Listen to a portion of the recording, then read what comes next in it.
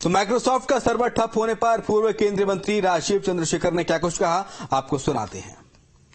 देखिए, माइक्रोसॉफ्ट एक बहुत बड़ा ग्लोबल कंपनी है और उनका जो प्लेटफॉर्म है माइक्रोसॉफ्ट 365, जिसमें माइक्रोसॉफ्ट वर्ड है, पावर पॉइंट है और माइक्रोसॉफ्ट ऑफिस है, उसको काफ़ी सारे लोग यूज़ करते हैं। दुनिया भर के छोटे बड़े बिजनेस, अस्पताल, एयरलाइन सभी यूज़ करते हैं, यूजर्स यूज़ करते हैं।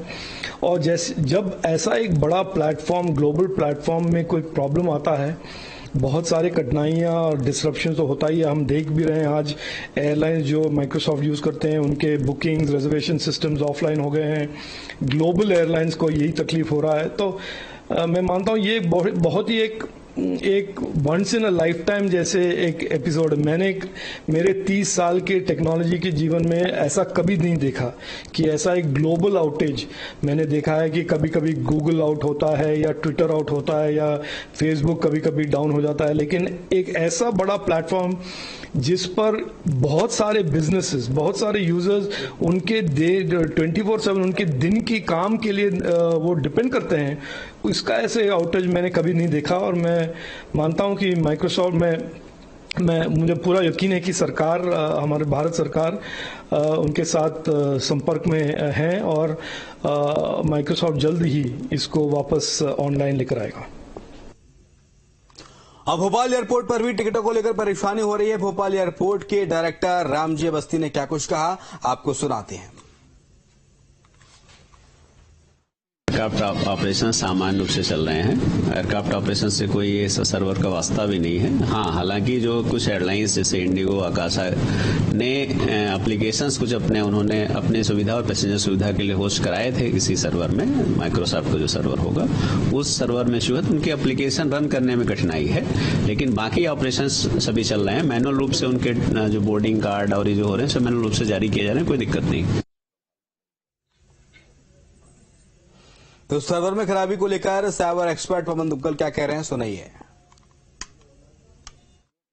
आज अभी कहना बहुत मुश्किल है क्या हुआ है, लेकिन ये बात स्पष्ट है कि कंप्यूटर्स चलने बंद हो गए हैं। उनको जब लॉगिन करते हैं तब दिक्कत आती है। बहुत सारे कंप्यूटर्स में ब्लू डेथ स्क्रीन नजर आ रही है और इसका सीधा तात्पर्य ये हुआ है कि कंप्यूटर ऑपरेशंस ठप हो गए हैं। लगभग हर मानवीय एक्टिविटी कहीं ना कहीं भारतवर्ष में, पूरी दुनिया भर में इम्पैक्ट हो रही है। एयरलाइंस की उड़ानें बंद हो गई हैं, रद्द हो गई हैं क्योंकि सिस्टम्स काम नहीं कर रहे हैं। हॉस्पिटल्स की क्रिटिकल इंफॉर्मेशन इंफ्रास्ट्रक्चर भी इंपैक्ट हो गया है, लोगों को क्रिटिकल हेल्थ केयर मिलने में दिक्कत हो रही है।